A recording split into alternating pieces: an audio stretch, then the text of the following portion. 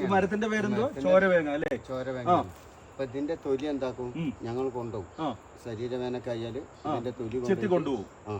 വെട്ടി കൊണ്ടുപോയിട്ട് ഇത്ര വീതിക്ക് കൊണ്ടുപോയിട്ട് ചെമ്പിലിട്ടിട്ട് അത് തിളപ്പിക്കും. നല്ല തിളക്കുമ്പോ ഇത് ചോര കളറാവും. അപ്പൊ അതെന്താക്കും, ഇറക്കി വെക്കുമ്പോ ഇതാവും, തണുക്കും. കുറച്ച് ഒരു ചൂടില് ഞങ്ങളത് ഒഴിച്ച് മേലേക്കാക്കൂല, കഴുത്തിന്റെ മേലേക്കാക്കൂല, താഴേക്ക് കുറച്ചിങ്ങനെ കുളിക്കും.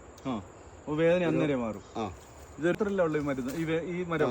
ഇത് വേങ്ങ എന്ന് പറയും. ഇതിന് എന്ത് വേങ്ങ? ഇത് ഇതിന്റെ പേരെന്താ? തരിവേങ്ങ എന്ന് പറയുന്ന ഒരു മരമാണ് ഇത്.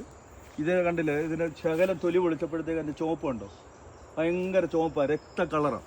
അപ്പം ഇതിന്റെ തൊലി നല്ല ഒരു പീസ് വെട്ടി എടുത്തുകൊണ്ട് പോയി നല്ലപോലെ ഈ പാത്രത്തിനകത്തിട്ട് തിളപ്പിച്ച് കുളിക്കാൻ വേണ്ടിയിട്ട് നല്ലപോലെ തിളപ്പിക്കുമ്പോൾ നല്ല ചോര കളറാവും. അത് തണുത്ത് കഴിയുമ്പോൾ ദേഹത്ത് കോരി ഒഴിച്ച് കുളിച്ച് കഴിഞ്ഞാൽ എത്ര ശരീരവേദനയൊക്കെ ഉള്ളത് മാറും. അതാണ് രാമു നമ്മളോട് ഈ വീഡിയോയ്ക്കകത്ത് പറഞ്ഞത്.